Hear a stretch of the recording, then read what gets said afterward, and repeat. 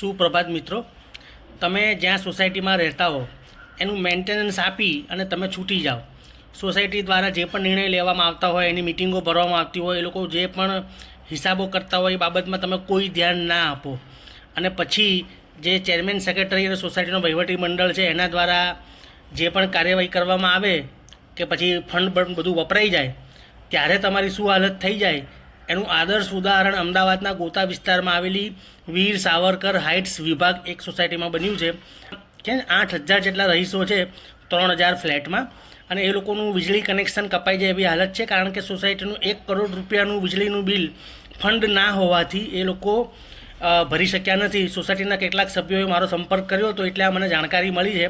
ગઈકાલે એ લોકો આંદોલન ઉપર ઉતર્યા હતા પણ કોઈ ક્યાંય મદદ મળતી નથી. રહીશોએ એવો આક્ષેપ કર્યો છે કે છેલ્લા 2017માં સોસાયટી બની હતી ત્યારે 9-10 કરોડ રૂપિયા ભંડોળ હતું અને બધું થઈ અંદર 16 કરોડનું જે ભંડોળ છે એ ક્યાં ગયું કંઈ જ ખબર નથી. એટલો બધો ગેરવહીવટ થઈ ગયો છે કે અત્યારે સોસાયટીના રહીશો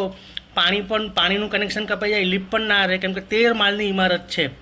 અને હવે એ લોકો આ સોસાયટી છે ગુજરાત હાઉસિંગ બોર્ડે બનાવી છે, તો ગુજરાત હાઉસિંગ બોર્ડે કોઈ મદદ કરતું નથી. તો પછી હવે તમે જ્યારે પણ હવે તમારા એપાર્ટમેન્ટમાં રહેતા હો ત્યારે ચેરમેન સેક્રેટરી કે વહીવટી મંડળ મનમાની કરે એ પહેલાં તમે તમારા હકો જાણો અને મિટિંગોમાં હાજર